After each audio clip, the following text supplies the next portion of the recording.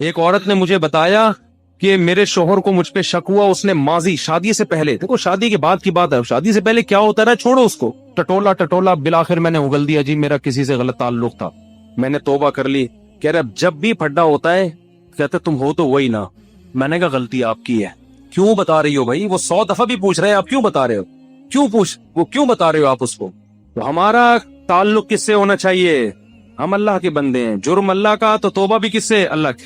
اور ایک اور بات سے بات نکلتی ہے، بعض خواتین کے ساتھ کوئی ایسا واقعہ ہو چکا ہوتا ہے کہ وہ کنواری نہیں رہتی، بعض دفعہ کوئی مسئلہ ہوتا ہے ان کے ساتھ، یا بعض دفعہ کوئی برائی ہو چکی ہوتی ہے جس سے وہ توبہ کر چکی ہوتی ہیں، وہ شادی کرتے ہوئے ڈر رہی ہوتی ہیں، تو ڈر رہی ہوتی ہیں کہ شوہر کو پتا چلے گا، وہ کہے گا یہ تو کنواری نہیں ہے۔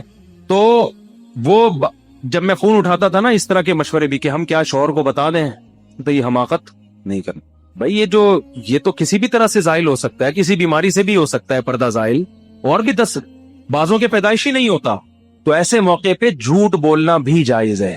نہیں آ رہی بات؟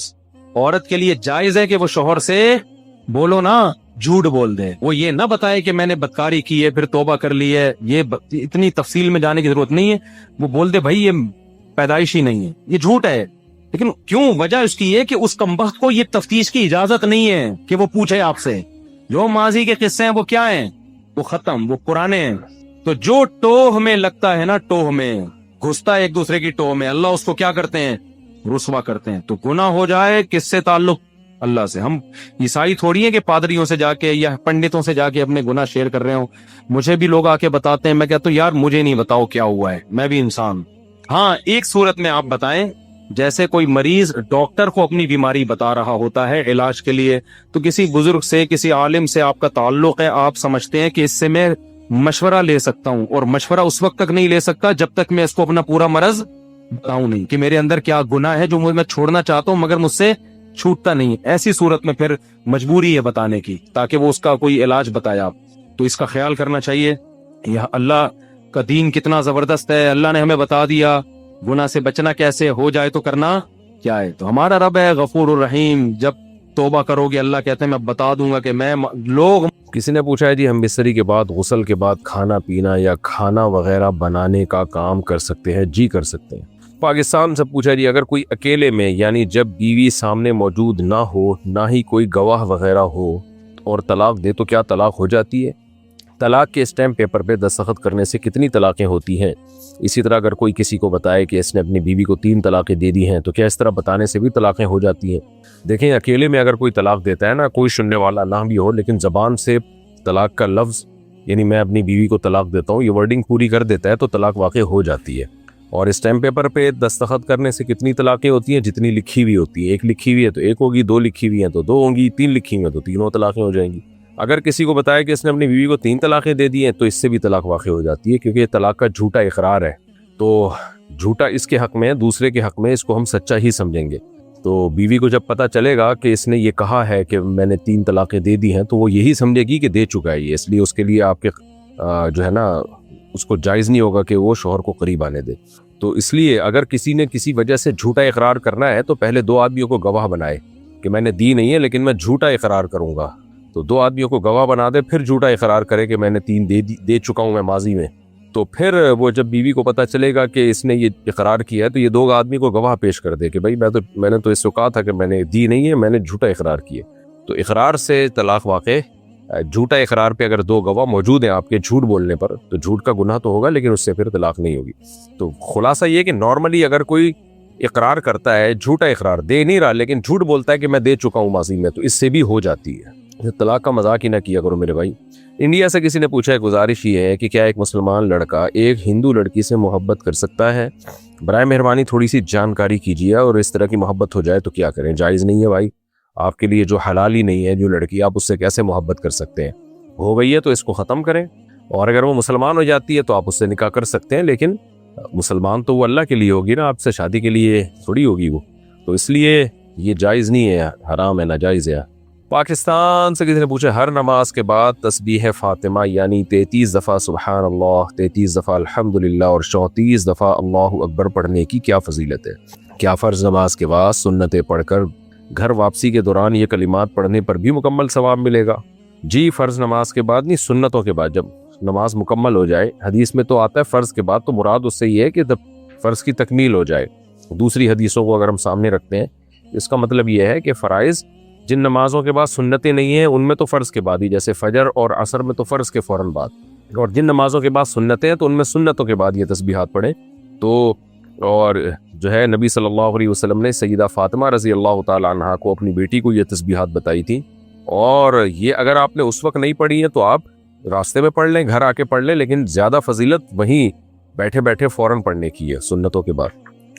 ہمارے والد صاحب الحمدللہ ہم سے بہت محبت کرتے ہیں، سب کے والد ہی کرتے ہیں بھائی ماشاءاللہ، اور ہم بھی ان سے ماشاءاللہ ماشاءاللہ۔ جیسا کہ آپ پاکستان میں بجلی کے بل کا حال جانتے ہی ہیں، تو جب ہم اکیلے کمرے میں ہوں تو اگر ہم اپنے والد کی محبت میں بجلی بچانے کے لیے پنکھا بند کر کے بیٹھیں تاکہ والد کو کم بل ادا کرنا پڑے، جبکہ ہمارے والد ہمیں خود کہتے ہیں کہ پنکھا چلا لیا کرو، تو ہم اپنے والد کے لیے ایسا کرتے ہیں، کیا یہ بھی کنجوسی کے زمرے میں آئے گا؟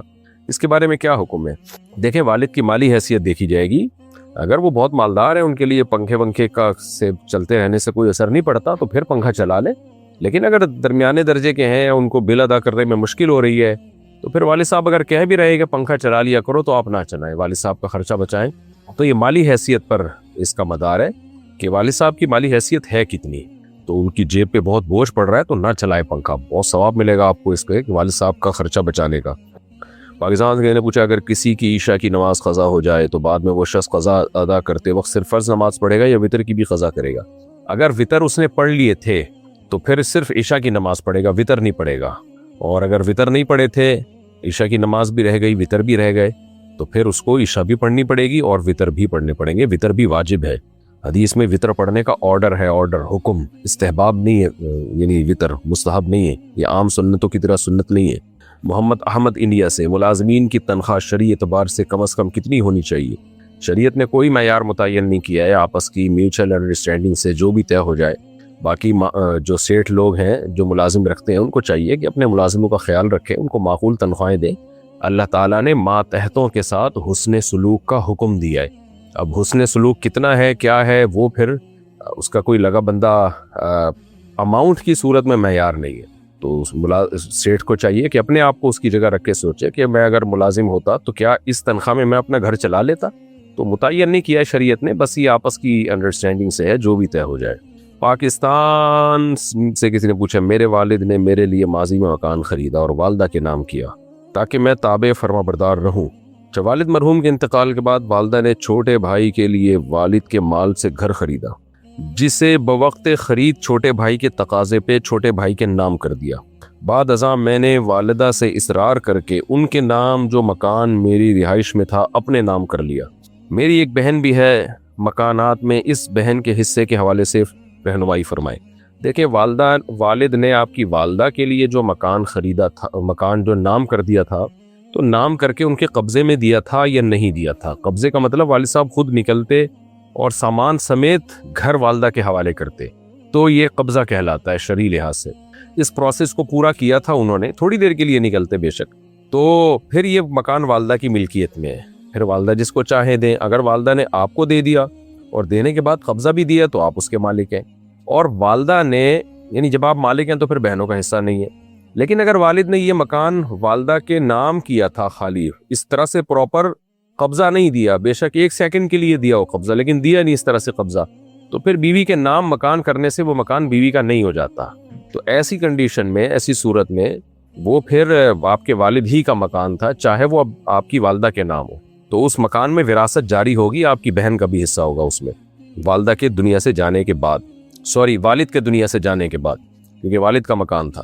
اور والدہ نے جو والد صاحب کے پیسوں سے آپ کے دوسرے بھائی کو گھر وغیرہ خرید کے دیا تو یہ بھی غلط کیا، کیونکہ وہ پیسے وراثت کے تھے، تو وہ والدہ نے اگر آپ کے بھائی کو دے دیا ہے خرید کر تو وہ بھی غصب ہی کہلائے گا، آپ کی پرمیشن کے بغیر دیا ہے، تو اس میں بھی پھر آپ وہ پیسے واپس لیں یا اس مکان میں حصے کا مطالبہ کریں، کیونکہ وہ والد کے پیسوں سے تھا، تو اس مکان میں بھی پھر بہن کا حصہ ہوگا، تو یا تو ان کو پیسے دیے جائیں یا اس مکان میں شیئر دیا جائے۔ پاکستان سے کسی نے پوچھا ہے، میری عمر 14 سال ہے، مجھے سوال پوچھنے کا طریقہ بھی شاید نہیں آتا، میں پریشان ہوں، میری ماں کا یار یہ بہت ہی کچھ غیر اخلاقی سا سوال ہے۔ دیکھیں، آپ جو ہے نا ایسی صورت میں جو ہے نا اپنی والدہ سے دور ہو جائیں آپ، اور آپ کسی وہاں کے کسی مولانا صاحب جو صحیح سمجھدار عالم ہو ان سے جا کے مشورہ کریں آپ. تو یہ بہت ہی پرسنل سا معاملہ ہے، اس کو اس طرح اناؤنس کرنا جو ہے مجھے مناسب نہیں لگ رہا. ٹھیک ہے نا، ایسا کر لیں گے. رسول زمان شمالی وزیرستان سے، رسول زمان نے اپنی دادی کا دودھ 2 سال سے کم عمر میں پی لیا تھا. اچھا بھائی، رسول زمان کی بیوی کی ماں نے، رسول زمان کی بیوی کی ماں یعنی ساس، رسول زمان سے کئی سال پہلے رسول زمان کی دادی کی دودھ 2 سال سے کم عمر میں پی لیا تھا. یعنی رسول زمان کی جو ساس ہے وہ اس نے بھی رسول زمان کی دادی کا دودھ پیا، اور رسول زمان نے خود بھی اپنی دادی کا دودھ پیا. اس کا مطلب رسول زمان کی جو ساس ہے وہ رسول زمان کی بہن بن گئی تھی. ٹھیک ہو گیا. رسول زمان پر اپنی بیوی حرام ہوگا یا نہیں؟ حرام ہوگی بھائی. اگر یہ گواہوں سے ثابت ہے، یقینی طور پر ہے، تو پھر رسول زمان کے لیے اپنی بیوی سے علیحدگی اختیار کرنا فرض ہے، کیونکہ رسول زمان کی جو بیوی ہے وہ اصل میں اس کی جو ساس ہے نا، جو ساس تو رضائی بہن بن گئی، تو بہن کی بیٹی ہو گئی وہ، تو بہن کی بیٹی تو بھانجی ہوتی ہے. لیکن یہ ذہن میں رکھیں کہ یہ پتہ کیسے چلا کہ پیا ہے، کیونکہ اگر یہ بچپن سے یا تو مشہور تھا، سب کو پتا تھا کہ رسول زمان کی ساس نے رسول زمان کی دادی کا دودھ پیا اور رسول زمان نے بھی اپنی دادی کا دودھ پیا، یہ بچپن سے سب کو پتا تھا اگر، تو پھر تو یہ نکاح کرنا ہی نہیں چاہیے تھا. لیکن اگر بچپن سے یہ بات مشہور و معروف نہیں تھی، اب آپ کی شادی ہو گئی اور اب کوئی اٹھ کے کہتا ہے کہ جی یہ دودھ پیا تھا، تو گواہ طلب کیے جائیں گے. ایسے ہی کسی ایک دو کے کہنے سے بات نہیں ہوگی، 2 مرد ہو یا 1 مرد 2 عورتیں، تو اس پہ جو ہے نا مضبوط دلیل سے یہ ثابت ہوگا تو مانا جائے گا، ثابت نہیں ہے تو محض شک کی بنیاد پر آپ کا یہ رشتہ ختم نہیں کیا جائے گا. تو اس لیے اب بعض دفعہ ایسا ہوتا ہے، رشتہ طے ہونے لگتا ہے، کوئی شوشہ چھوڑ دیتا ہے اس نے تو فلانی کا دودھ پیا ہے، تو رشتے توڑنے کے لیے تو ایک عورت کی گواہی سے یہ نہیں مانا جائے گا. تو اس میں شک نہ کریں آپ، یہ مسئلہ وہاں کے علماء کے سامنے پیش کریں، جہاں بھی کوئی جن صاحب نے بھی پوچھا ہے، جہاں رہتے ہیں شمالی وزیرستان سے آئیے، وہاں کے علماء سے آپ پوچھیں، وہ باقاعدہ جو مفتیان کرام ہو تو وہ گواہ طلب کریں گے. تو جب تک گواہوں سے ثابت نہیں ہوتا، رسول زمان اپنی بیوی سے علیحدگی اختیار نہ کرے اور کوئی شک و شبہ نہ کرے، اس میں وہم نہ کرے. لیکن اگر گواہوں سے ثابت ہو جاتا ہے پھر علیحدگی اختیار کرنی پڑے گی. پاکستان سے کسی نے پوچھا، میں نے دیکھا ہے کہ بہت سی مائیں اور عورتیں چھوٹے بچے یا نانی کو نہلانے کے بعد یا ویسے کپڑے بدلنے کے لیے بجائے الگ کمرے میں، نانی نہیں لکھا ہوا، کچھ اور لکھا ہوا ہے، دوبارہ سے. میں نے دیکھا ہے کہ بہت سی مائیں اور عورتیں چھوٹے بچے یا بچی کو نہلانے کے بعد یا ویسے کپڑے بدلنے کے لیے بجائے الگ کمرے میں لے جانے کے سب کے سامنے ننگا کر کے بٹھا کے کپڑے بدلنا شروع کر دیتی ہیں، چاہے کوئی بھی پاس بیٹھا ہو، ماموں، چچا، تایا، نانا، دادا، کوئی شرم و حیا نہیں خود کو بھی. میں اس بات کو بہت زیادہ معیوب سمجھتی ہوں. ویسے تو میں دونوں کے حق میں نہیں ہوں، بچہ ہو یا بچی، لیکن خاص طور پر بچیوں کے معاملے میں یہاں سے ہی تو حیا کا آغاز ہوتا ہے. دوسرا، اگر چھوٹے بچے بھائی بہن بھی ہوں تو ان کو بھی کہنا چاہیے کہ باہر جاؤ، اس طرح بچے بھی حیا سیکھیں گے. ایسی عورتوں کو کیسے سمجھایا جائے؟ اور اگر وہ عورتیں آپ سے بڑی بھی ہوں، جیسے ساس، نند، بھابھی، آنٹی، کیونکہ لوگ برا بھی مان جاتے ہیں چاہے صحیح بات بتائی جائے. دین کی روشنی میں وضاحت فرمائے. دیکھیں اس کا تعلق بچی کی عمر پہ ہے، کتنی عمر ہے ان کی. بہت چھوٹی عمر ہے، 2 سال، 2.5 سال، 3 سال، 4 سال، تو اس میں تو گنجائش ہے. لیکن عمر تھوڑی زیادہ ہو تو پھر حیا کا تقاضا یہی ہے کہ سب کے سامنے، خاص طور پہ بچی کو پورا برہنہ کر کے اس کے کپڑے بدلنا، یہ ٹھیک عمل نہیں ہے. اگرچہ پردے کے حکام تو 10 سال کی عمر کے بعد جا کے متوجہ ہوں گے، لیکن اس سے پہلے بھی بچیوں کو حیا سکھانا یہ بہرحال ضروری ہے، بچوں کو بھی بچیوں کو بھی. تو بہت چھوٹی ہے 2-3 سال کی، اس کے تو کوئی حرج نہیں ہے، لیکن تھوڑی سی بھی سمجھدار بچی ہو تو پھر آپ کی بات بالکل درست ہے. تو اس کی تبلیغ کرنی چاہیے محبت کے ساتھ کہ بھئی ان کو الگ لے جا کے کپڑے بدلیں تاکہ ان میں شرم اور حیا پیدا ہو. ورنہ سب کے سامنے کپڑے اتارنے کی جو آج کل جو ہو رہا ہے، آپ دیکھ لیں جو خواتین کی ڈریسنگ ہے، آدھے کپڑے پہن کے مردوں میں آ کے بیٹھنا، وجہ اس کی ہے کہ حیا ختم ہو گئی ہے. تو یہ بچپن سے ہی حیا پیدا کی جاتی ہے. باقی ساس، نند، بھابھی، انٹی، ان کو سمجھانا، ان میں سے انٹی کو تو شاید سمجھا سکتی ہیں، ساس، نند، بھابھی وغیرہ کو آپ کائنڈلی کوشش نہ کریں سمجھانے کی، کیونکہ انہوں نے اگر آپ کو سمجھایا تو آپ کسی اور کو سمجھانے کے قابل نہیں رہیں گی. انڈیا سے کسی نے پوچھا، اگر کوئی یہ کہہ دے کہ اللہ کافر کو بھی معاف کر سکتا ہے، یا کوئی اگر یہ کہہ دے کہ اللہ کسی کو اپنی کوئی صفت دے سکتے ہیں، کسی کو اپنا اختیار دے سکتے ہیں، چاہیں تو اللہ تعالیٰ اپنے کو فنا کر سکتے ہیں، اگر اللہ ہمیں شرک کا کہتے ہیں تو ہم شرک کرتے، اگر اللہ ہمیں شرک کا کہتے تو ہم شرک کرتے، اس طرح کے کوئی الفاظ کہے تو کیا ایسا کہنے سے ایمان چلا جائے گا، نکاح ختم ہو جائے گا؟ ایسا کہنے والے کو نفسیاتی ہسپتال میں جمع کرا دینا چاہیے. فضول قسم کی چیزوں لوگوں کے دماغوں میں وسوسے پیدا کرتے ہیں. باقی اللہ یہ کہنا کہ اللہ کافر کو بھی معاف کر سکتا ہے دنیا میں، تو یہ بات درست ہے، دنیا میں معاف کر سکتا ہے اگر وہ توبہ کر لے، آخرت میں معاف نہیں کرے گا۔ اگر کوئی یہ کہے کہ اللہ آخرت میں کافر کو معاف کر سکتا ہے، کر سکنے کا مطلب یہ کہ طاقت اور قدرت تو ہے لیکن کرے گا نہیں وہ، تو اگر کوئی یہ کہتا ہے کر سکتا ہے یعنی ہے ہو سکتا ہے کر لے، تو یہ پھر ناجائز حرام ہے۔ اللہ نے کہا ہے کہ یہ نہیں ہو سکتا، جو ایمان کے بغیر دنیا سے چلا گیا میں اس کے معاف نہیں کروں گا، تو ایسا دعویٰ کرنے والا گمراہ ہے۔ باقی کوئی یہ کہتے ہیں اللہ اپنی کسی کو صفت دے سکتا ہے، تو اس سے بھی مطلب پوچھا جائے گا۔ اگر یہ مطلب ہے کہ اللہ اختیارات دے سکتا ہے تو یہ شرک ہے، اللہ کسی کو اختیارات نہیں دیتا، یہ تو شرک ہے۔ اللہ تعالیٰ تو اسی کو تو قرآن میں منع کر رہے ہیں، میں نے کوئی اختیارات نہیں دیے۔ باقی یہ کہ اللہ اگر ہمیں شرک کا کہتا تو ہم شرک کرتے، یہ بھی غلط جملہ ہے، گمراہانہ جملہ ہے۔ اللہ شرک کا کہہ ہی نہیں سکتا، کیونکہ اللہ غلط بات کا حکم نہیں دیتا۔ قرآن میں آتا ہے قل ان اللہ لا یأمر بالفحشاء، اللہ کبھی فحشاء کا، بے حیائی کا حکم نہیں دیتا، تو شرک تو بے حیائی سے بھی اوپر کی چیز ہے۔ تو یہ فرضی سوالات بنا بنا کے لوگوں میں تشویش پیدا کرنا یہ گمراہی کا ذریعہ ہے۔ تو باقی نکاح ختم نہیں ہوتا ہے ایسے الفاظ سے، گمراہ ہوگا وہ آدمی، اس کو منع کیا جائے گا۔ حکومت کوئی اسلامی حکومت پراپر ہو تو ایسے شخص کے خلاف کیس بھی کیا جا سکتا ہے۔ پاکستان سے کسی نے پوچھا ہے کہ ایزی پیسہ ایپ میں ایک آپشن ہے جس میں کوئی ٹرانزیکشن کر سکتے ہیں اور بعد میں آپ ادائیگی کریں گے جس کے سروس چارجز ہیں، کیا یہ سود ہے؟ اور اگر غلطی سے لے لیا ہو تو کیا حکم ہے؟ دیکھیں، کوئی ٹرانزیکشن کرنے کی وجہ سے اگر سروس چارجز دینے پڑتے ہیں تو یہ تو جائز ہے، کیونکہ وہ آپ کے رقم کو پہنچانے کا کمیشن لے رہے ہیں آپ سے۔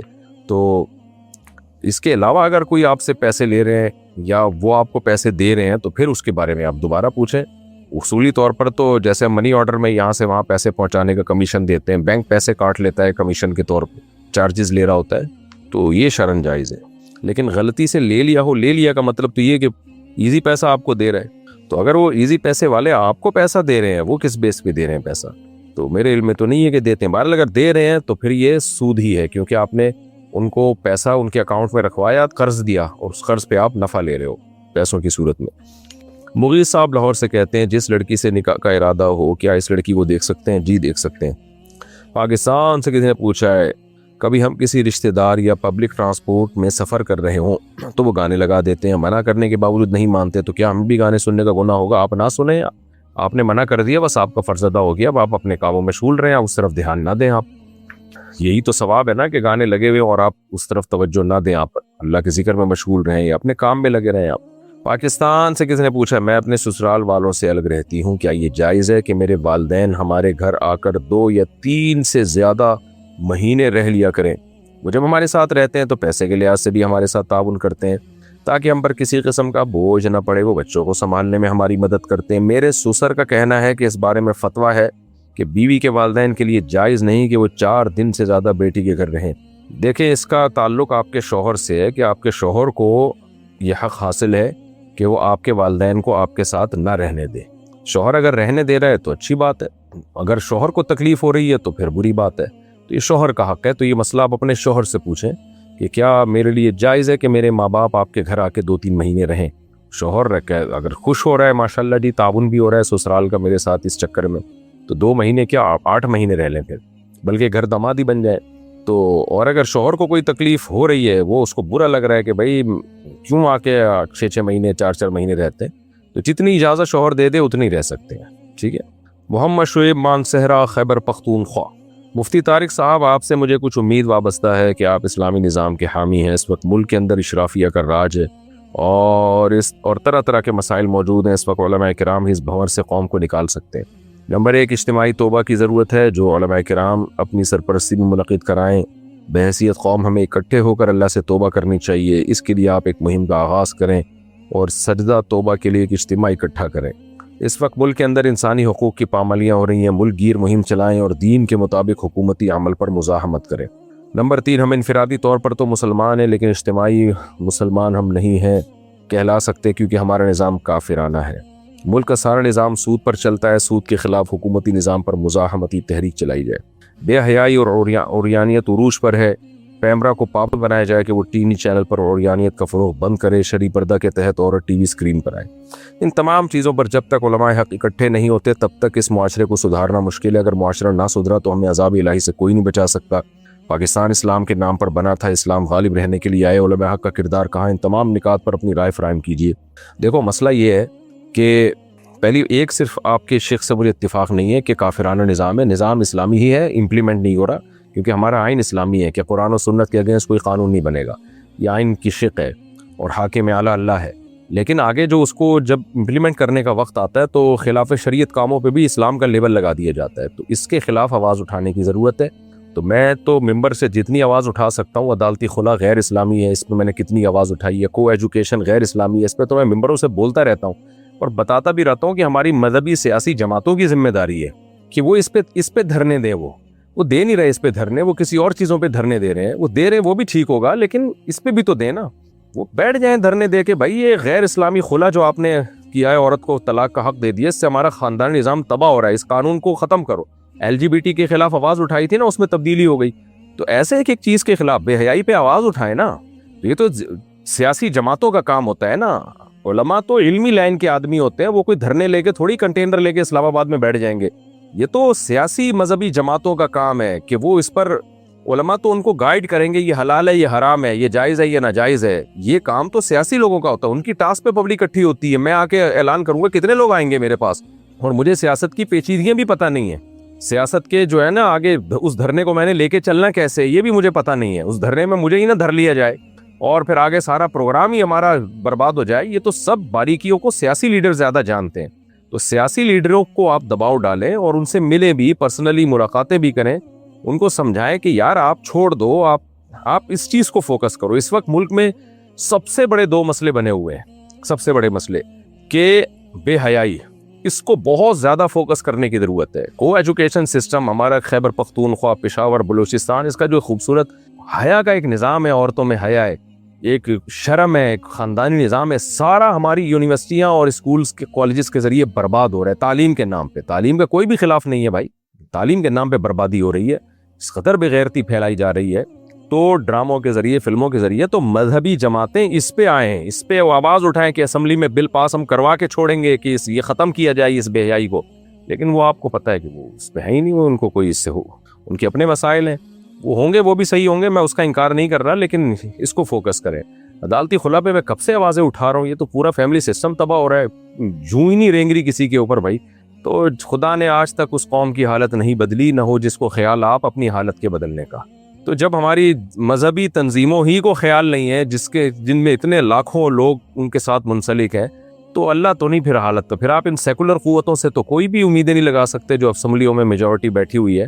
ان کو تو اس سے کوئی غرض ہی نہیں ہے کہ اسکول میں، یونیورسٹیوں میں کیا ہو رہا ہے. اب تو لڑکے لڑکیوں کی مکس گیدرنگ اور boy friend girl friend culture سے بڑھ کر نشہ آ گیا ہے یونیورسٹیوں میں. تو بھائی کوئی آواز یہ سیاسی جماعتوں کو بولیں کہ آپ ان کو جو ہے، ہم تو بول رہے ہیں، اب کیمرے میں بھی بول رہے ہیں کہ بھئی آپ اپنے ہدف کو فوکس کریں. آئین آپ کا ساتھ دے رہا ہے، پاکستان کا آئین اسلامی ہے، وہ آپ کا ساتھ دے رہا ہے. آگے جو اسمبلیوں میں قانون بنتے ہیں اب ان کو ٹھیک کرنے کی ضرورت ہے. ان کو ٹھیک کرنے کے لیے کوئی محنت ہی نہیں ہو رہی، کوئی آواز ہی نہیں اٹھ رہی ہے. تو جب تک آواز بھرپور نہیں اٹھے گی اور آپ جو ہے اس پہ آئین کے اندر رہتے ہوئے آپ اس پہ بھرپور احتجاج نہیں کرو گے، اس وقت تک کچھ بھی نہیں ہو سکتا. تو یہ کام علماء کا نہیں ہے، یہ سیاسی تنظیموں کا، ان کو بنایا اس کام کے لیے گیا ہے. تو جو جس کام کے لیے بنتا ہے وہ کرے گا تو ہوگا، اور جو جس کام کے لیے نہیں ہے تو وہ کہتے ہیں نا کوا چلا ہنس کی چال اور اپنی بھی بھول گیا. تو وہ اگر اس کام میں لگیں گے تو وہ تو اپنے کام کے بھی نہیں رہیں گے، اور ان کے راہ میں رکاوٹیں اتنی آئیں گی، سیاسی جماعتیں ہی رکاوٹیں ڈال دیں گی. ان کو یہ ڈر ہو جائے گا کہ پتہ چل یہ کوئی ایک اور تنظیم تو نہیں بن رہی، کیا کوئی ایک اور سیاسی جماعت تو نہیں بن رہی ہے. تو میں آپ کے ان نکات سے متفق ہوں، لیکن اس کا طریقہ یہ ہے کہ سیاسی جماعتوں کو، اپنے سیاسی لیڈروں کو جا کے کہا جائے کہ یار یہ ہمارے مسائل ہیں، اس پر بات کرو. آپ یہ بات تو کرتے ایک مبہم، کہتے ہیں اسلامی نظام لائیں گے، اسلامی نظام لائیں گے، مبہم بات کر رہے ہیں. بھائی آپ بولو یہ شق غیر اسلامی ہے، آئین میں جو ہمارا لا ہے اس میں یہ شق غیر اسلامی ہے، اس کو ہم نے چینج کرنا ہے.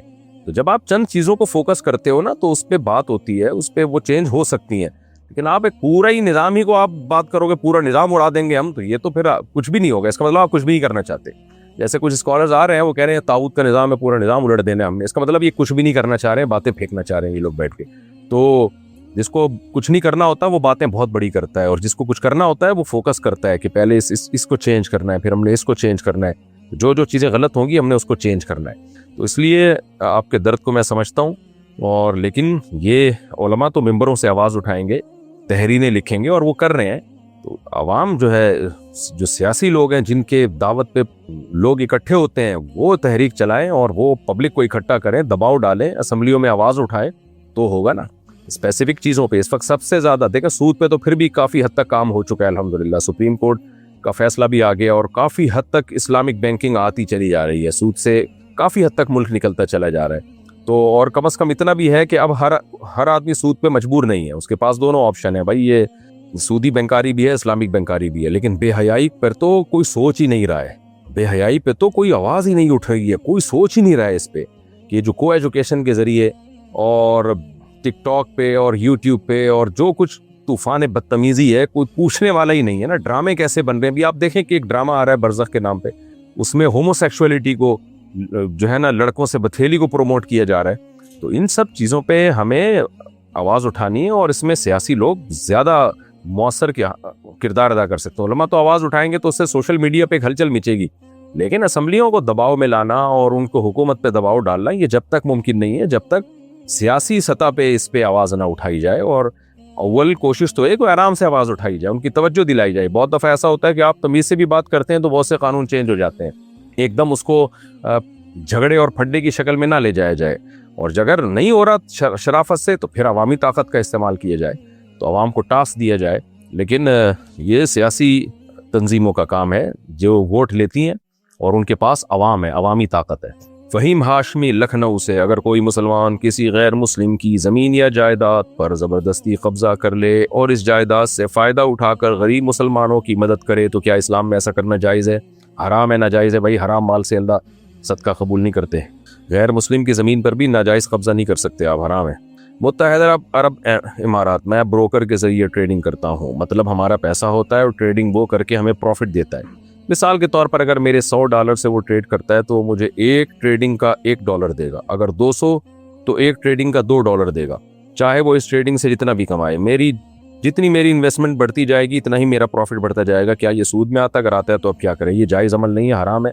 اس کا طریقہ یہ ہے کہ آپ نے $100 دیے تو آپ اس سے کہیں کہ تم جو ٹریڈنگ کرو گے تمہیں جو اس میں پروفٹ ہوگا اس پروفٹ میں اتنے پرسنٹیج میرا ہے, چاہے وہ 1% ہی آپ لے لیں, لیکن پرسنٹیج کے لحاظ سے آپ اس کو طے کریں. یا وہ کوئی چیز خرید رہا ہے اسپیسیفک, تو آپ کہیں یہ تم خریدو گے, اس کو بیچو گے, جب بیچو گے تو اس ایک چیز کے خرید و فروخت کے بدلے میں مجھے اتنا کمیشن چاہیے, وہ متعین کیا بھی جا سکتا ہے. تو اس طرح سے اس کو کسی شرعی دھارے کے اندر لے کر آئیں. ایسا نہیں کر سکتے کہ بس $100 ہے تو آپ نے $1 دینا ہے, 200 دیے تو $2 دینا ہے, یہ جائز نہیں ہے. محمد علی راول پنڈی, جنگ میں قتال کرنے یا نفس کے خلاف جہاد میں سے افضل جہاد کون سا ہے؟ جب لڑائی کے میدان میں ضرورت ہو اور جہاد فرض عین بن جائے تو پھر تو میدان جنگ میں تلوار سے جہاد کرنا ہی سب سے افضل جہاد ہے, جب فرض عین ہو جاتا ہے جہاد. اور جب فرض عین نہ ہو تو لوگ اس کی ضرورت پوری کر رہے ہوں تو پھر حدیث میں جہاد بن نفس کو بھی اعلیٰ جہاد کہا گیا ہے, لیکن خاص جہاد کے لحاظ سے, کیونکہ جہاد کا اصل جہاد جو اس سے نکلا ہے نا مشقت سے, تو نفس کے خلاف جہاد میں انسان کو پریشانی بہت زیادہ ہوتی ہے. اور ظاہر ہے وہ نفس کے خلاف جہاد جب آپ میدان جنگ میں جہاد کریں گے تو بھی نفس کے خلاف ہی جہاد ہوگا. تو احادیث میں بعض چیزوں کی توجہ دلانے کے لیے فضیلت بیان کی گئی ہے. اس کا مقصد یہ نہیں ہوتا کہ دوسرے عمل کی نفی, بلکہ اس کا مقصد ہوتا ہے جیسے حدیثوں میں آتا ہے کہ جو اللہ کا ذکر کرتا ہے تو ذکر اللہ کی فضیلت جہاد سے بھی زیادہ ہے. حالانکہ باقی حدیثوں سے پتہ چلتا ہے بھئی جہاد کی فضیلت سب سے زیادہ ہے, لیکن نبی نے اس لیے کہ ایسا نہ ہو کہ لوگ ذکر چھوڑ دیں, تو اس لیے بعض حدیثوں میں آپ نے بعض لحاظ سے ذکر کو فضیلت دی ہے. اس لیے جہاد اصل میں تو اصولی طور پر قرآن و سنت کو ہم سامنے رکھتے ہیں تو ہمیں پتہ چلتا ہے کہ جہاد سے افضل کوئی عمل نہیں ہے. نفس کے خلاف جہاد بھی اس میں داخل ہے, یعنی تلوار والا جہاد تمام جہادوں میں سب سے افضل ہے, یعنی نفس کے خلاف جہاد سے بھی افضل ہے. اصولی طور پر تو قرآن و سنت سے ہمیں یہ پتہ چلتا ہے. البتہ بعض جہاد میں جو ہے بعض جہاد کے لحاظ سے نفس کے خلاف جہاد کو فضیلت دی گئی ہے. تو لیکن اس حدیث کی بیس پہ آپ جب جہاد فرض ہو جائے تو چھوڑ نہیں سکتے آپ اس بیس پہ کہ میں نفس کے خلاف والا جہاد کر رہا ہوں, تلوار والا تم کرو, یہ غلط ہو جائے گا. حنا صدیقی میرٹھ سے, ہماری شادی جب سے ہوئی ہے اکثر کسی نہ کسی بات کو لے کر جھگڑا رہتا ہے. میرا شوہر اکثر مجھے یہ کہہ دیتے ہیں یا میسج کر دیتے ہیں کہ تمہارا میرا سب ختم, تمہارے میرے بیچ اب کچھ نہیں بچا, نکاح تو اب ٹوٹ گیا ہے, نکاح اب مکروہ ہو گیا ہے, تمہارا میرا رشتہ سب نہ کے برابر ہے, بس دنیا کی نظروں میں تم ہو میری بیوی لیکن اللہ پاک کی نظروں میں میری بیوی نہیں ہو, جاؤ جا کے دوسری شادی کر لو. اور ابھی 2 مہینے پہلے میرے شوہر نے کہا جاؤ میں تمہیں طلاق دے رہا ہوں, کل اپنے گھر والوں سے فیصلہ کروا لینا. اس وقت میں ناپاک تھی کیونکہ میری ڈلیوری ہوئی تھی, 40 دن نہیں ہوئے تھے. اب طلاق کہہ کر بول رہے ہیں کہ کوئی نہیں ہوئی, ہم رجوع کر لیں گے. ایک سے کچھ نہیں ہوتا, لیکن پہلے جو الفاظ انہوں نے استعمال کیے ان کی بھی تو کوئی ویلیو ہوگی. کیا ان الفاظ سے اور ایک بار طلاق کہنے سے ہمارا رشتہ باقی ہے؟ کیا شوہر کو رجوع کا حق حاصل ہے؟ میرے شوہر کویت میں رہتے ہیں, کیا ان کو رجوع کے لیے میرے پاس آنا پڑے گا؟ رجوع سے پہلے کیا ہم لوگ فون یا میسج کے ذریعے بات کر سکتے ہیں؟ ہمارے پاس رجوع کا کتنا وقت ہے؟ دیکھیں, آپ کے شوہر نے یہ جو کہا نا میں تمہیں طلاق دے رہا ہوں, اس کا مطلب کیا فیوچر میں دے رہا ہوں یا ابھی دے رہا ہوں؟ اگر ان کی نیت یہ تھی کہ بس ابھی دے رہا ہوں میں, یعنی دے رہا ہوں کا مطلب دے دی ہے, تو پھر تو طلاق ہو گئی. لیکن عام طور پر یہ جو ہے میں طلاق دے رہا ہوں یہ فیوچر کے لیے استعمال ہوتا ہے, یعنی I am going to do this, میں یہ کرنے والا ہوں ابھی. تو ایسے موقع پہ طلاق نہیں ہوتی ہے. لیکن جو اس سے پہلے انہوں نے کہا ہے نا کہ ہمارا تمہارا میرا رشتہ ختم اور نکاح اب تو ٹوٹ گیا ہے, تو یہ تو رشتہ ختم کا یہ کنایا ہے کہ اس سے نکاح بھی ٹوٹنا مراد ہو سکتا ہے اور مراد نہیں بھی ہو سکتا. لیکن آگے جو وہ کہہ رہے ہیں کہ نکاح تو اب ٹوٹ گیا ہے, تو اس کا مطلب یہ ہے کہ وہ نکاح توڑنے کی نیت سے ہی انہوں نے کہا ہے یہ تمہارا میرا رشتہ ختم. اور اس پہ آگے بھی قرائن سے ہمیں پتہ چل رہا ہے. تو یہ ان سے پوچھا جائے گا یہ آپ نے کس نیت سے کہا تھا. یہ جو ہے نا تمہارا میرا رشتہ ختم اور نکاح ٹوٹ گیا, یہ الفاظ اس کے قرینہ ہے کہ وہ ان کی نیت طلاق کی ہے. لیکن دیکھیں اس میں بہتر یہ ہے کہ جب تک آپ کے شوہر کا پورا بیان نہ آ جائے انہوں نے کتنی دفعہ کون سے الفاظ استعمال کیے, کس لفظ میں ان کی نیت کیا تھی, اس وقت تک طلاق کا فتویٰ دینا بہت مشکل کام ہے. تو حنا صدیقی صاحبہ جو میرٹھ سے پوچھ رہی ہیں, میں ان سے یہ کہوں گا کہ آپ اپنے قریبی دارالفتہ میں کسی قریبی مفتی سے کو پورا سوال لکھ کے بھیجیں اور اپنے شوہر کا کانٹیکٹ نمبر بھی ڈالیں اس میں. جیسے آپ نے سوال بھیجا, آپ کے شوہر کا کانٹیکٹ نمبر نہیں ہے, تو کوئی بھی مفتی شوہر سے پوچھے گا کہ کس لفظ میں آپ کی نیت کیا تھی اور یہ الفاظ آپ نے کتنی بار استعمال کیے ہیں. اس کے بعد فیصلہ ہوگا کہ طلاق ہوئی ہے یا نہیں ہوئی ہے, ہوئی ہے تو بائن ہوئی ہے یا رجعی ہوئی ہے, پھر 1 طلاق ہوئی ہے کہ 2 طلاق ہوئی ہے. تو اس طرح بعض دفعہ شوہر کی نیت نہیں ہوتی, بعض دفعہ ہوتی ہے نیت. مفتی سمجھ رہا ہوتا ہے ان الفاظ میں شوہر کی نیت نہیں ہے لیکن وہ ہوتی ہے. تو اس لیے بہتر یہی ہے کہ آپ یہ سوال دوبارہ یا تو ہمارے ہی پاس لکھ کے بھیج دیں آپ, لیکن پھر ایڈریس پہ پوسٹ کریں, پھر یہ آسک میں نہ بھیجیں آپ. یہ پرسنلی جو طلاق کا مسئلہ ہے یہ آپ پوسٹ کر دیں, جو مفتی طارق مسعود, جامع مسجد Alfalahiya, block ST 10 sector 10 north Karachi, اس ایڈریس پہ آپ بھیج دیں اور اپنے شوہر کا نمبر ڈال دیں اس پہ, تاکہ ہم شوہر سے فون کر کے پوچھ سکیں کہ آپ نے یہ الفاظ کتنی دفعہ دہرائے ہیں. اصولی طور پر جو مسئلہ ہے وہ یہی ہے کہ تمہارا میرا رشتہ ختم, یہ الفاظ اگر شوہر نے طلاق کی نیت سے کہے ہیں تو 1 طلاق بائن واقع ہو جائے گی, یعنی نکاح اسی وقت ٹوٹ جائے گا 1 طلاق کے ساتھ. اور پھر اس کے بعد اگر عدت کے اندر شوہر نے یہ کہا کہ میں تمہیں طلاق دے رہا ہوں, تو ان کی نیت اسی وقت طلاق دینے کی تھی, تو اس سے دوسری طلاق بھی واقع ہو جائے گی. اور اگر طلاق دینے کی نیت نہیں تھی یا میں طلاق دے رہا ہوں یہ عدت کے بعد کہے ہیں, تو پھر ان الفاظ سے کچھ نہیں ہوگا. تو یہ لمبی چوڑی تفصیل ہے جس میں کنفیوژن آپ کو بھی ہوگی, آپ کے شوہر کو بھی ہوگی.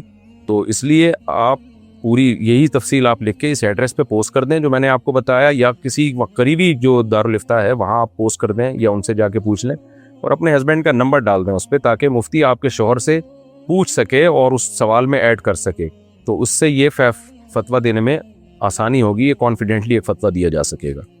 میں اگر کر کے جواب دوں گا نا تو عوام کا کو اتنا علم نہیں ہوتا, وہ اگر میں الجھ جائیں گے, اگر یہ تھا تو یوں ہے, اگر یہ تھا تو یہ, تو ایک بحث میں جو ہے نا وہ اور زیادہ ان کی کنفیوژن بڑھے گی.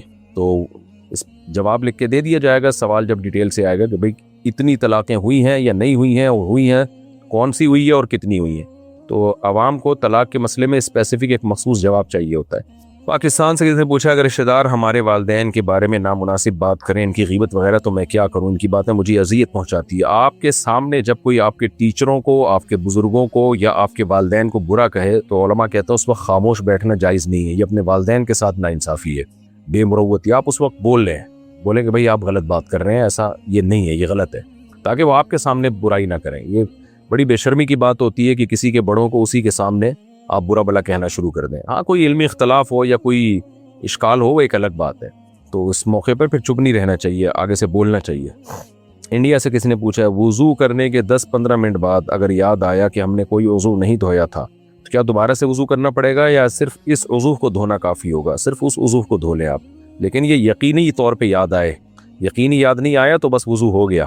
محمد علی فیصل آباد سے, میں اپنے والدین کو کیسے قائل کر سکتا ہوں کہ وہ مجھے عالم دین بننے دیں؟ میرے تمام بھائی ڈاکٹر ہیں اور میرے والدین بھی مجھے ڈاکٹر بنانے کی تلقین کرتے ہیں. میں ایک ذہین طالب علم ہوں اور مجھے ڈاکٹر کے بجائے عالم دین نہیں بننے دیں گے. میری ماں مجھے بلیک میل کریں گی کہ اگر میں نے بات نہ مانی تو وہ فلاں کر لیں گی, اور وہ روئیں گی اور کہیں گی کہ تم مجھے رلانے کے گناہگار ہو رہے ہو. تو میں صورت میں کیا کروں؟ انہیں کیسے قائل کیا جائے؟ وہ عالم دین بننے میں اپنی بے عزتی محسوس کریں گی. میں نے FSC کر لیا, رہنمائی فرمائیں. دیکھیں, اولاد پر اس معاملے میں زبردستی جائز نہیں ہے. کوئی ڈاکٹر بننا چاہتا ہے تو ماں باپ اس کو زبردستی عالم نہیں بنا سکتے. کوئی عالم بننا چاہتا ہے تو ماں باپ اس کو زبردستی ڈاکٹر نہیں بنا سکتے. کوئی تجارت کرنا چاہ رہا ہے تو ماں باپ اس کو زبردستی پڑھائی میں نہیں لگا سکتے. تو بشرطے کہ سمجھدار ہو جائے بچہ. ایک تو ہوتا ہے نا بچہ بے وقوف ہے تو ماں باپ اس کو فورس اس لیے کر رہے ہیں کہ حماقت میں کوئی الٹا کام نہ کر لے, وہ ایک الگ بات ہے. لیکن ہر شخص اس میں آزاد ہے کہ اس نے بزنس کرنا ہے, پڑھائی کرنی ہے, پڑھائی میں کون سا سبجیکٹ سلیکٹ کرنا ہے, تو اس میں زبردستی ٹھیک نہیں ہے. تو اس لیے آپ کی والدہ اگر آپ کو زبردستی کر رہی ہے کہ عالم نہیں بنو, ڈاکٹر بنو, تو غلط کر رہی ہیں. آپ پر کی اطاعت اس معاملے میں واجب نہیں ہے. اسی طرح اگر کوئی ڈاکٹر بننا چاہتا ہے اور اماں زبردستی کریں کہ تم نے عالم ہی بننا ہے, تو بھی بچے پر عالم بننا لازم نہیں ہے, کیونکہ یہ انسان کی اپنی رائے ہے کہ اس نے کیا کرنا ہے. تو آپ کی والدہ کا اس بارے میں آپ کو فورس کرنا یہ غلط ہے. ان کو اس سے اوائڈ کرنا چاہیے, اور آپ کے لیے جائز ہے, آپ چاہے ڈاکٹر بنے چاہے آپ عالم بنے.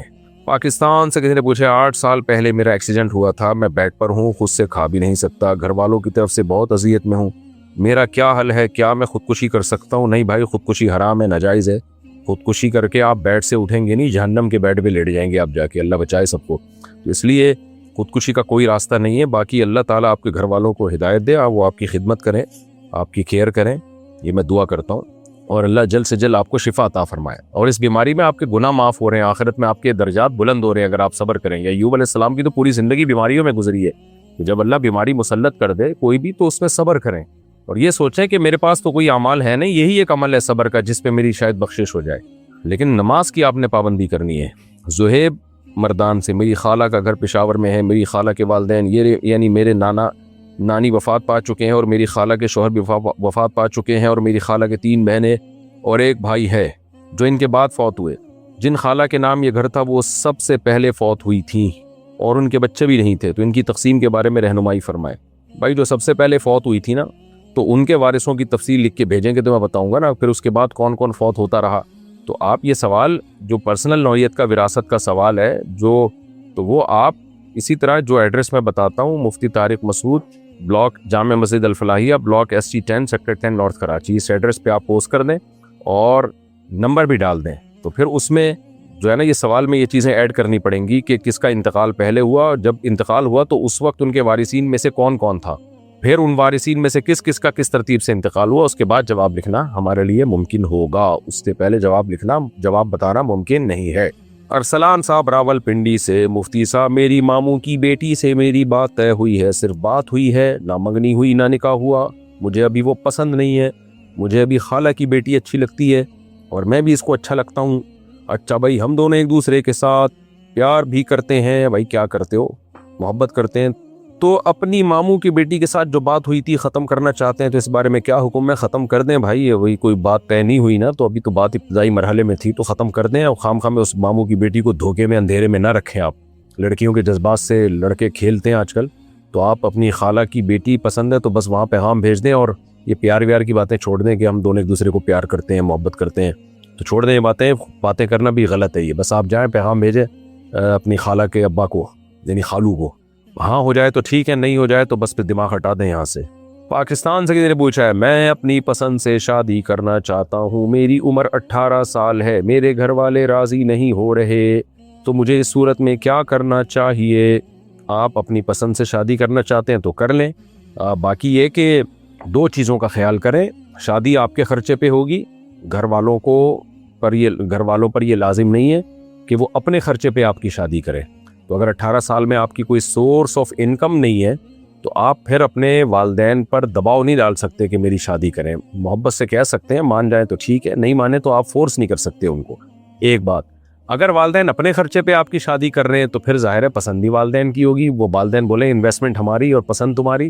تو انسان جب اپنے خرچے پہ کوئی کام کرتا ہے تو پھر اپنی مرضی پہ کرتا ہے. ماں باپ کے خرچے پہ کر رہا ہے تو پھر ماں باپ کو آپ کو راضی کرنا پڑے گا. ویسے تو میں ماں باپ کو یہی کہتا ہوں کہ والدین اپنے خرچے پہ بھی آپ کی شادی کر رہے ہو تو آپ کی پسند کا خیال کریں. ترغیب تو میں یہی دیتا ہوں, لیکن ظاہر ہے میں زبردستی کیسے کوئی ان پہ کر سکتا ہے. وہ کہتے ہیں ہمارا پیسہ خرچ ہو رہا ہے, تو اپنی مرضی سے لا رہا ہے, تو پھر اپنی مرضی سے اپنے خرچے پہ ہوتی ہے شادی.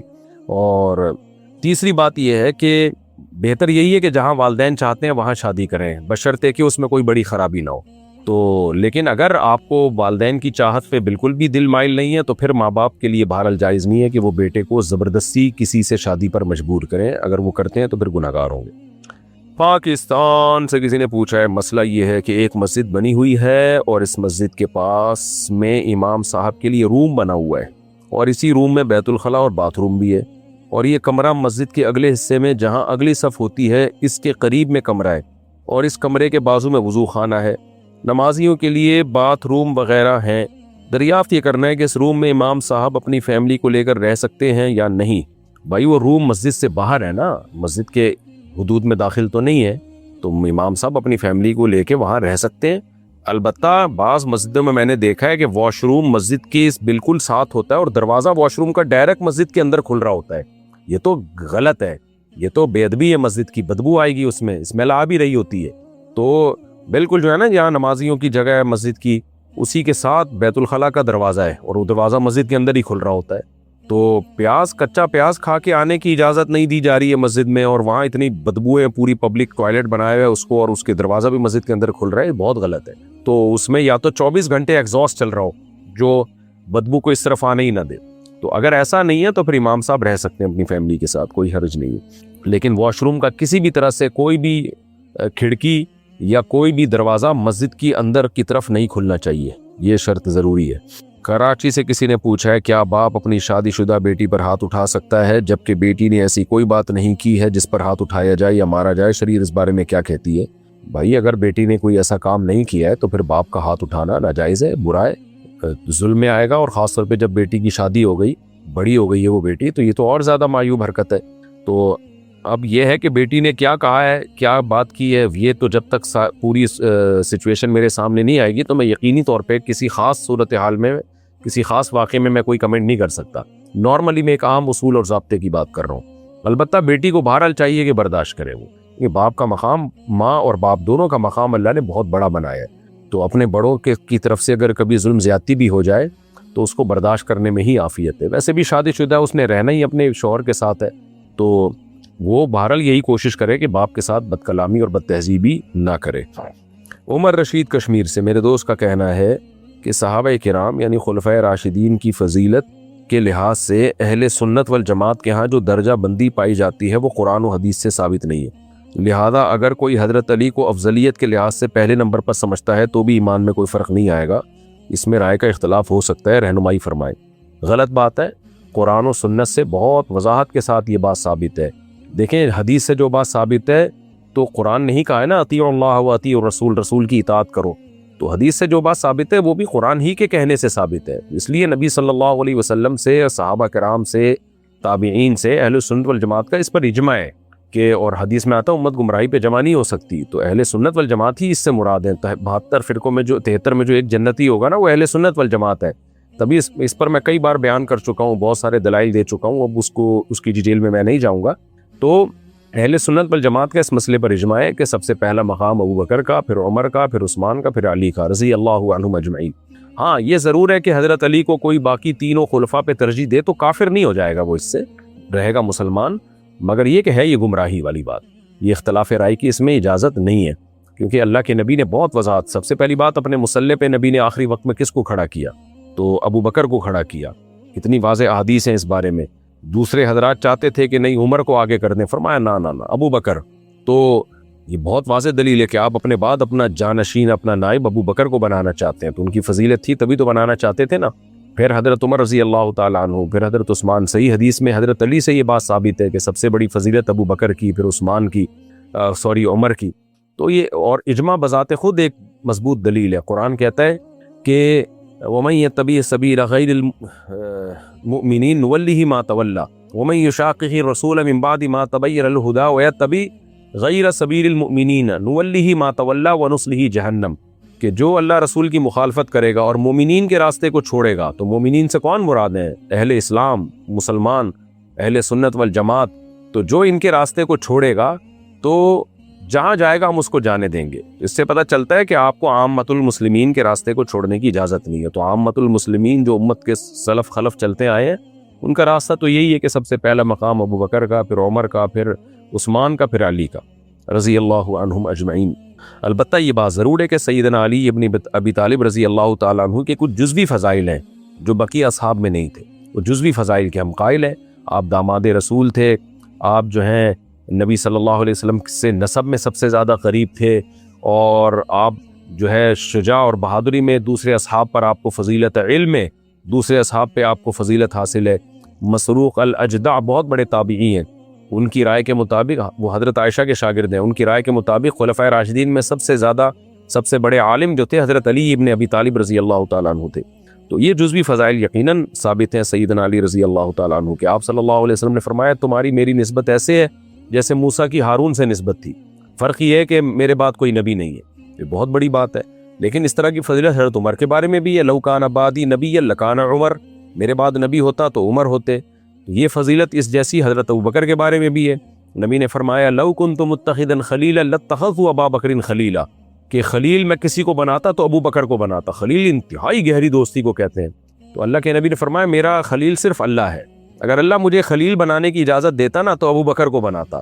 یعنی اللہ کے بعد آپ صلی اللہ علیہ وسلم اپنے لیے کسی کو منتخب کر رہے ہیں تو ابو بکر کو کر رہے ہیں۔ یہ کتنی بڑی فضیلت ہے۔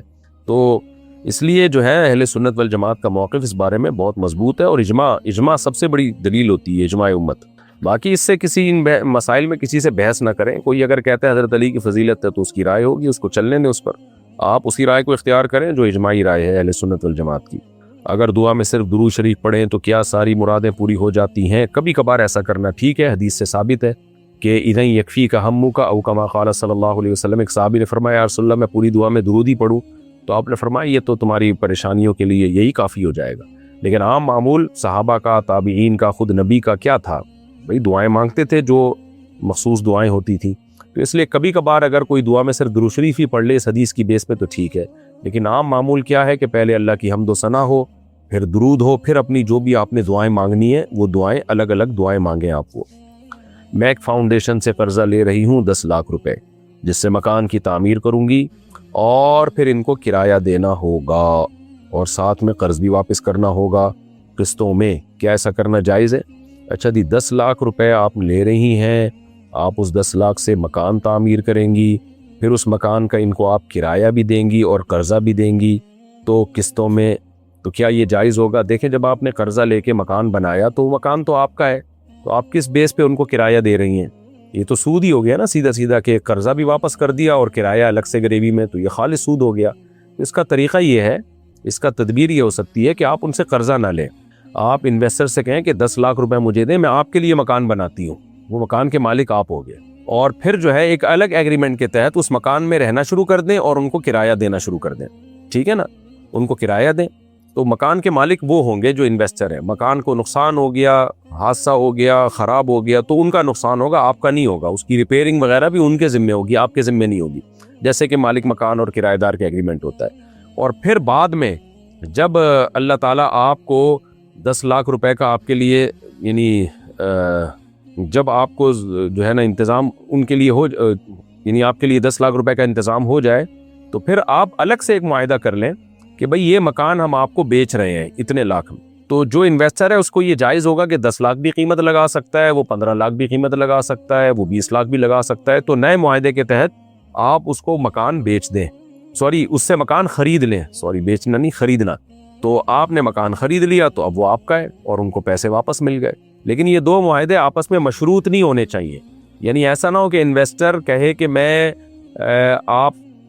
10 لاکھ میں آپ کو مکان بنا کے دے رہا ہوں، یا آپ 10 لاکھ روپے لیں اور میرے لیے مکان بنائیں، اس شرط کے ساتھ کہ بعد میں آپ نے یہ مکان مجھی سے لازمی آپ نے خریدنا بھی ہے۔ تو یہ معاہدہ دو آپس میں جب اس طرح ہو جائیں گے یہ جائز نہیں، الگ الگ رکھیں ان کو۔ تو آسان کر کے دوبارہ سمجھا دیتا ہوں کہ جو آپ نے مسئلہ پوچھا یہ تو بالکل حرام اور ناجائز ہے۔ اس کی جائز صورت یہ ہو سکتی ہے کہ جو 10 لاکھ روپے آپ کو دے رہے ہیں آپ ان سے 10 لاکھ لیں، لیکن قرض کے طور پہ نہیں، آپ ان سے امانت کے طور پہ لیں، وکالت کے طور پہ لیں، اور کہیں کہ اس 10 لاکھ کا ہم آپ کے لیے مکان خرید رہے ہیں، آپ مالک ہو گئے، میں صرف اس میں رہوں گی اور آپ کو کرایہ دوں گی، یہاں تک ہو گیا معاملہ بالکل صاف۔ پھر آپ اس میں رہنا شروع کریں۔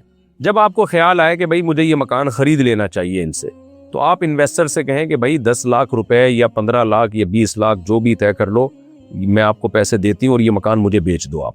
تو اس وقت ان کی مرضی، یہ بیچیں نہ بیچیں، اور 10 لاکھ میں بیچیں یا 20 لاکھ میں بیچیں.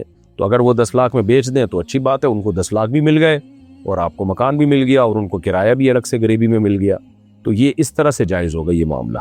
آپ صلی اللہ علیہ وسلم کی کتنی بیٹیاں تھیں؟ پوری امت کا اس پر اجماع ہے. خود شیعوں کی کتابوں میں لکھا ہوا ہے کہ آپ کی 4 بیٹیاں تھیں، اور قرآن سے بھی ثابت ہے کہ آپ کی بیٹیاں ایک سے زیادہ تھیں، بلکہ 2 سے بھی زیادہ ہیں. قرآن نے بنات کا لفظ استعمال کیا. یا ایھا النبی، سورہ حجاب میں آپ دیکھ لیں، اے نبی قل لازواجک، اپنی بیویوں سے کہیں. تو عربی میں جمع کا لفظ کم سے کم 3 پر اطلاق ہوتا ہے. تو اس سے پتہ چلتا ہے قرآن کی سائز سے آپ کی بیویوں کی تعداد 2 سے زیادہ تھی. قل لازواجک وبناتک، اپنی بیٹیوں سے کہیں. تو بنات کا لفظ بھی جمع ہے، تو اس سے پتہ چل رہا ہے کہ 2 سے زیادہ بیٹیاں مراد ہیں یہاں پہ. تو ایک بیٹی ہوتی تو بنت کہتے نا، بنات تھوڑی کہتے. آگے اللہ نے فرمایا وَنِسَاءِ الْمُسْلِمِينَ، اور عام عورتوں سے بھی کہہ دیں. یہ اس لیے اللہ نے فرمایا کہ بنات کے لفظ میں کوئی دھوکہ دے سکتا تھا کہ بنات سے امت کی بیٹیاں مراد ہیں، تو اس لیے اللہ نے امت کی بیٹیوں کو الگ سے ذکر کر دیا، یہ بتانے کے لیے کہ بنات سے آپ کی اپنی نسبی بیٹیاں ہی مراد ہیں. تو اس آیت سے واضح پتہ چلتا ہے کہ نبی کی بیٹیوں کی تعداد زیادہ تھی. تو ایک صرف حضرت فاطمہ، سیدہ فاطمہ آپ کی بیٹی نہیں تھیں، 4 بیٹیاں تھیں آپ کی، جو احادیث سے ثابت ہے. میری منکوہا کے گھر والے اگر مجھے کہیں قرآن پر پاک پر ہاتھ رکھ کر کہیں کہ قسم کھاؤ کہ اپنے بہن بھائیوں سے تعلق ختم کر دو گے تو ہم رخصتی دیں گے ورنہ نہیں، تو ایسے لوگوں کا کیا حکم ہے جو قرآن پاک کو بیچ میں لاتے ہیں رشتے توڑوانے کے لیے؟ اللہ ان لوگوں کو، کمبختوں کو ہدایت دے، کبیرہ گناہ کے مرتکب ہیں. ٹھیک ہے نا، قرآن تو رشتے جوڑنے کا حکم دیتا ہے، قرآن کے ذریعے رشتے توڑوا رہے ہیں کمبخت لوگ. یہی کہہ سکتا ہوں فی الحال میں اس چینل پہ، اس سے زیادہ میں گالیاں دے نہیں سکتا، چینل کے بھی کچھ آداب اور تقاضے ہوتے ہیں. شیخ غفران صاحب کہتے ہیں مہاراشٹر سے، میں ایڈوکیٹ ہوں اور ہمیں عدالت میں جج کے سامنے جھکنا پڑتا ہے، کیا کسی کے سامنے جھکنا شریعت میں منع ہے؟